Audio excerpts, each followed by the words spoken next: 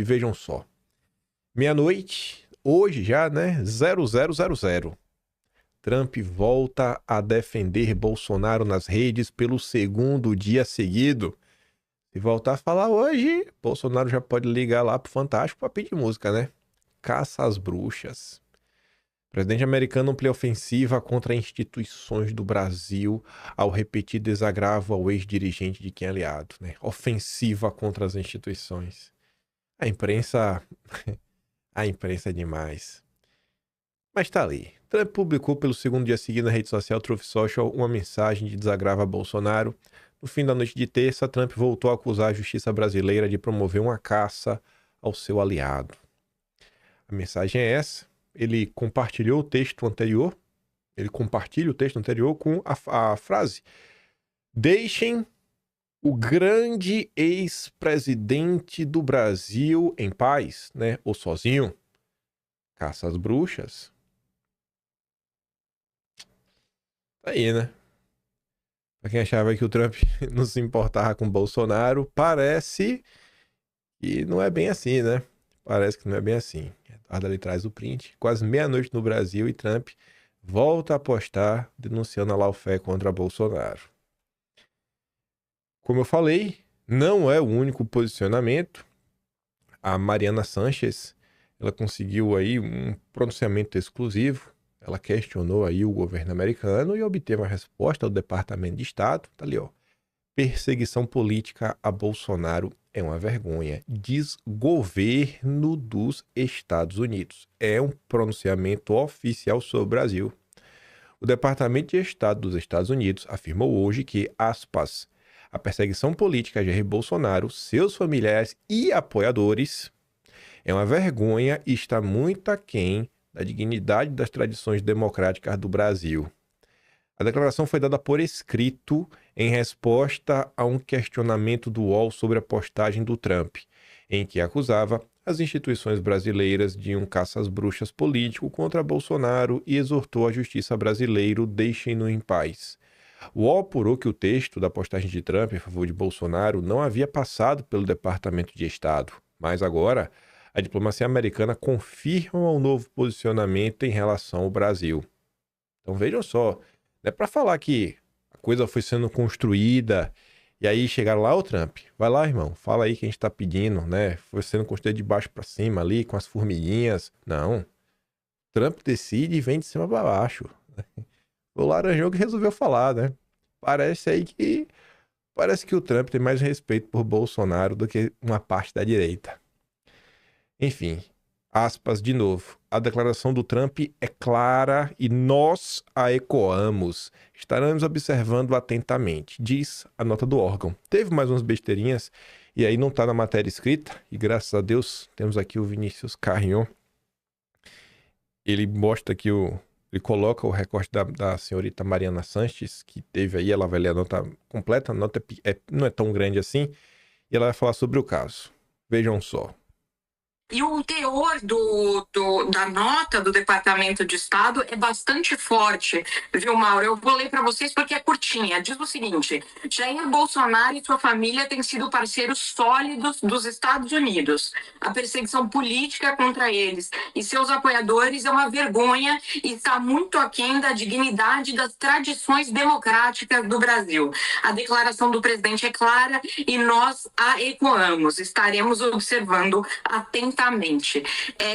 Com essa declaração, que é muito forte, chama de vergonha o que está acontecendo no Brasil em relação ao processo judicial que o ex-presidente Bolsonaro enfrenta aí. Ele é réu por tentativa de abolição violenta do Estado Democrático de Direito, entre outros crimes, né? Há todo um processo em curso. Inclusive, a gente viu recentemente o ex-presidente, diante do ministro relator Alexandre de Moraes, se defendendo, né, Mauro?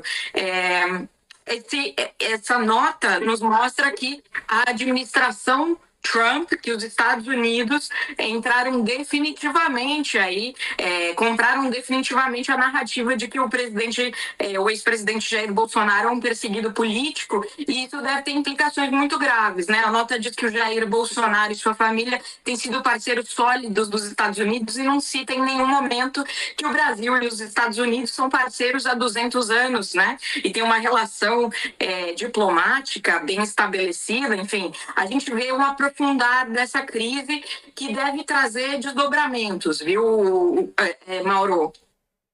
Tá aí, né? Desdobrar da crise, aprofundamentos. Ai, o que é que eu falo disso, né? Não falo nada, só observo. Vou fechar um negócio aqui. Aí vem o terceiro pronunciamento que eu falei pra vocês. Não sei se aqui dá pra acreditar aí na conta do governo, porque, enfim, foi um auxílio sênior que falou com a Folha de São Paulo, e como a Folha não coloca o nome da pessoa, não sei se dá pra encarar como pronunciamento oficial, mas tá ali. Finalzinho da noite de ontem, 11 da noite, matéria da Júlia Shaib. Ofensiva pró-Bolsonaro e de Trump se fia em acusação de censura e aliança Lula. Você sabe quem? A Folha, o integrante sênior da gestão Trump, como são chamados assessores influentes do Trump, resumiu a visão que permeia o governo nos seguintes termos: Bolsonaro e seus apoiadores estão sob ataque de um sistema judiciário instrumentalizado. Para esse auxiliado republicano, as decisões do ministro atingem a liberdade de expressão e, mais do que isso, subvertem a democracia para sustentar um governo que julga impopular, o do Lula. Decisões do judiciário são para proteger o Lula, minha nossa. Essa acusação é muito antidemocrática. Não tem como levar isso aqui em consideração. Não existe esse aparelhamento, mas de jeito nenhum. Aí ele é um louco. Aqui é pura desinformação. Enquanto tem aí, né, essas novas falas e fica todo mundo observando, tá, e aí, vai acontecer o quê? Eu tô no mesmo ponto que vocês, tu quer saber, né? Pra onde que vai? Você comenta de um lado, mas do outro lado também tem as movimentações. Ontem, o ministro resolveu prorrogar o inquérito contra Eduardo Bolsonaro por mais 60 dias. E eu tenho pra mim que esse inquérito nunca vai encerrar. Eu acho que esse inquérito aí contra o Eduardo vai ficar aí por um bom tempo. Sem nenhuma pressa, né, de resolver. Vamos ver aí como é que vai ser as eleições no ano que vem, né? Manter o inquérito aberto, de repente resolver a situação, né? Eduardo aí segue sendo um grande problema para o Brasil. Ontem também, além deste inquérito, o ministro resolveu multar aliado de Bolsonaro em R$50 mil após entrevista. Qual aliado? Alan dos Santos. Só que não foi por jeito sozinho não, viu? Enfim, o ministro aplicou uma multa de R$50 mil contra o Alan dos Santos por descumprimento de medidas cautelares. O valor também foi estendido aos responsáveis pelo canal Conversa Timeline, no qual o investigado participou de entrevista publicada no YouTube em 1º de julho. A penalidade foi determinada pelo ministro com base na constatação de que Alan participou do programa intitulado, aspas, Lula incha o Estado e o Supremo persegue brasileiros. É a ditadura da toga. O que, segundo o despacho, configura nova violação de determinações anteriores de bloqueio e suspensão de perfis em redes sociais. O ministro afirmou que Alan utiliza as redes sociais para atacar as instituições democráticas, notadamente o Supremo, bem como o próprio Estado democrático de direito. Segundo o relator, a conta pode ser enquadrada nos crimes previstos nos artigos 286 e 359-L do Código Penal. Ah, meu Deus do céu. Esse é o típico caso que, na boa, eu fico me perguntando como é que alguém de esquerda consegue bater palma pra isso. É de uma live. O cara tá nos Estados Unidos. Eu acho que todo o aparato jurídico da coisa está hospedado nos Estados Unidos. Aí, enfim, né? Tá sendo mudado, tá mutado aí. Aí vai mutar o Lacombe também. O Orcrim é uma organização criminosa. O Lacombe agora também é um criminoso. Max Eden. Enfim, né? Voltando pro lado aí do Trump. Agora no âmbito da questão judicial. A Justiça dos Estados Unidos voltou a intimar o ministro em processo movido, né, pelo Trump, que é a questão lá do Rumble e do Truth Social, né, Trump Media Group. A Justiça do Estado da Flórida, nos Estados Unidos, voltou a intimar nesta segunda, né, o ministro, em uma ação movida pelas empresas Trump Media, que pertencem ao Trump, e pela plataforma de vídeos Rumble. As companhias alegam que o ministro praticou censura ao determinar a suspensão de contas em redes sociais e pedem que suas ordens não tenham validade em território norte-americano. Para falar sobre isso, ninguém melhor do que o advogado do caso. Mas antes de a gente falar dele, só para avisar, se você está preocupado com a democracia brasileira, relaxe, está tudo em paz. A AGU do Lula já tem advogados nos Estados Unidos monitorando a ação. O Lula não vai deixar ninguém para trás. O Lula está defendendo a soberania nacional, né? A Advocacia Geral da União. Aí você se pergunta, tipo a Yara, mas como assim? Yara, um ministro não é só um ministro. O ministro, ele faz parte do Estado Democrático de Direito. Você está atacando a União a entrar com um processo como esse. É tão difícil assim para vocês entenderem. Aí tem aqui um advogado da causa.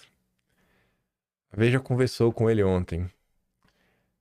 Como Matsuki bem escreveu, apenas 4 países atuam com as mesmas medidas que a Corte Brasileira, em relação às empresas estrangeiras que tenham conteúdos mostrados no Brasil.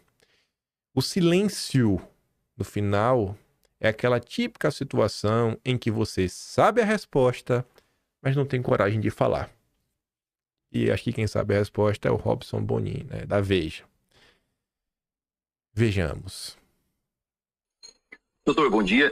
O principal argumento dos ministros do Supremo para justificar as decisões que são tomadas em relação às redes sociais é de que as redes sociais, embora não reconheçam fronteiras, elas por operarem, né, por estarem disponíveis no Brasil, elas têm que ter sede aqui e seguir as leis brasileiras. Então, que as decisões do Supremo, elas não avançam em relação a outros países, mas sim tentam fazer cumprir a lei brasileira com as redes sociais operando aqui no Brasil. Como é que o senhor rebate esse tipo de argumento dos ministros do Supremo?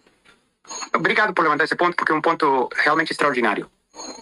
Que países do mundo, além do Brasil, vamos ser bem claros sobre o que estamos falando, né? Estamos falando que você quer exercer a jurisdição brasileira sobre qualquer empresa do planeta Terra que tenha conteúdo que apareça no Brasil, certo? Sabe quais países hoje no mundo têm uma jurisdição ou uma jurisprudência dessas? Qual? Só 3, que eu saiba. 3 ou 4? Desculpa, 4. 4 países no mundo têm essa jurisprudência que eu saiba. Porque a gente verificou isso. Os países são Rússia, China, Irã, né? E Coreia do Norte. Nenhuma democracia liberal tem esse esquema de exercer a jurisprudência delas para censurar sobre qualquer empresa do mundo que não tenha laços comerciais nem contato com a jurisdição, além de ser acessível ou visível. Nem a União Europeia, que é extremamente agressiva com questões digitais, tem isso. Okay? A União Europeia só tem isso para a questão de dados, privacidade de dados, e ponto final. Nenhum outro país, além dos que eu mencionei, com certeza nenhuma democracia liberal tem isso para censura. Então, o que quer dizer isso sobre o Brasil?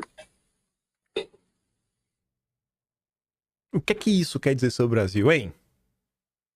É o Robson Bonin faz assim, ó.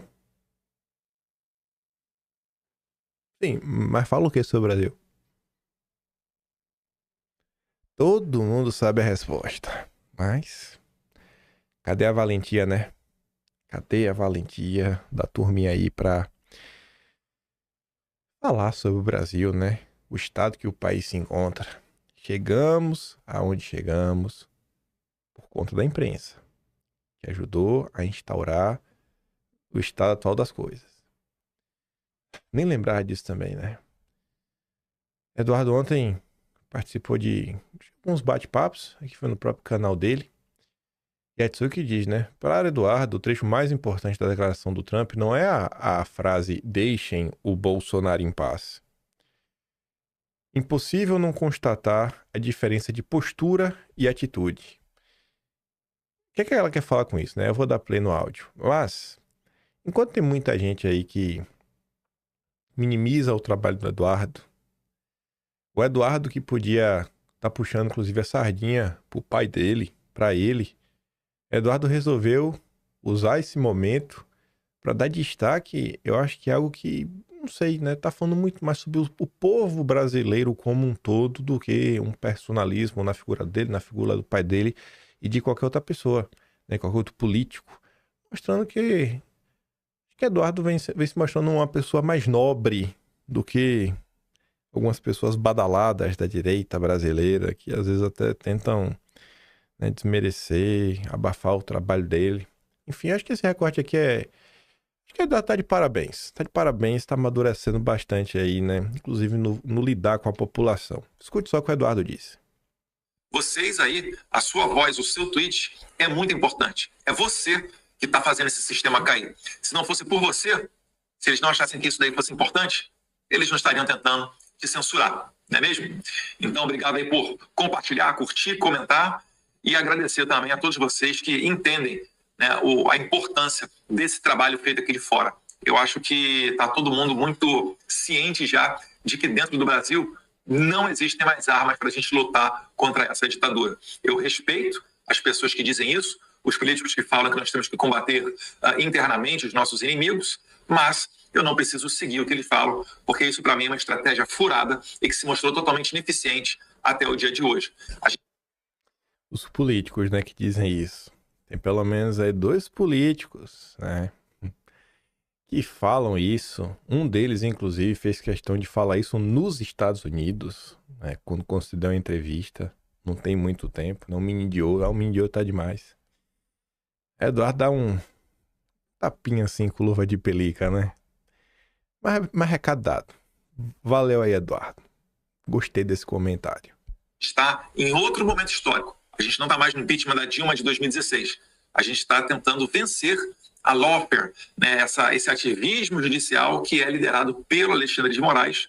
E como diria Rui Barbosa, a pior ditadura é a do poder judiciário, porque dela não há a quem recorrer. Mas vamos lá. Eu trago aqui para vocês, primeiro, o post do Trump. Já vou adiantando, tá? O principal está no final, e não é a frase do deixem o Bolsonaro em paz. Então vamos aqui agora para o último parágrafo, está chegando aquele momento que eu queria falar com vocês. O grande povo do Brasil, repare só, mais uma vez ele cita a palavra povo brasileiro. Ele falou lá no começo, agora ele repete no final, no fechamento do texto dele. O grande povo do Brasil não aceitará o que estão fazendo com o seu ex-presidente. Estarei observando a caça às bruxas em caça alta. Ele não está falando apenas de Jair Bolsonaro. A palavra está no plural. Caça às bruxas. Percebeu? Contra Jair Bolsonaro, a sua família e milhares dos seus apoiadores bem de perto. E aqui vem o que eu queria ressaltar. Milhares de seus apoiadores. O Trump, ele tem a exata noção do que está acontecendo porque ele sofreu isso na pele. O mote dele lá nos Estados Unidos foi justamente esse, né? Falando, olha, os poderosos querem você. Eu só estou no meio do caminho. Então o Trump, ele representa a resistência popular. Ele é aquela pessoa que toma a frente do problema para não permitir que pessoas comuns, igual a vocês, que por vezes pensam, né? Ai, ninguém liga para mim, ai, ninguém se importa comigo. O Trump se importa, o Bolsonaro se importa, nós nos importamos. Essa foi a parte mais importante que eu estou falando, é contra os apoiadores da perseguição, não é contra o Bolsonaro. O Bolsonaro só representa os apoiadores. Eu assino embaixo. Isso aí, Eduardo. Um pouco de valorização aí, a tia do Zap, ao povão aí, eu acho que nunca é demais. E eu acho que realmente faz sentido, né, gente? Que no final do dia, se a política não for pra lidar com o povão, é pra lidar com quem? Se não é pra melhorar a vida do povo, é pra fazer o quê? Só pra ficar aí igual a novela, reclamando de um lado, reclamando do outro? Não. A gente tem que chegar em algum lugar. Tem isso aqui também. Acho que nem precisa dar play, né? É só a menina aqui comentando. Eu mando lá no Telegram, vocês dão uma escutada. Outro recorte que fala o seguinte, né? Uma das primeiras repercussões foi que a declaração de Trump é uma vitória de Eduardo Bolsonaro. E desde que esse caso começa, não sei se vocês vão lembrar, se não, pega lá o Atlas, dá uma lida.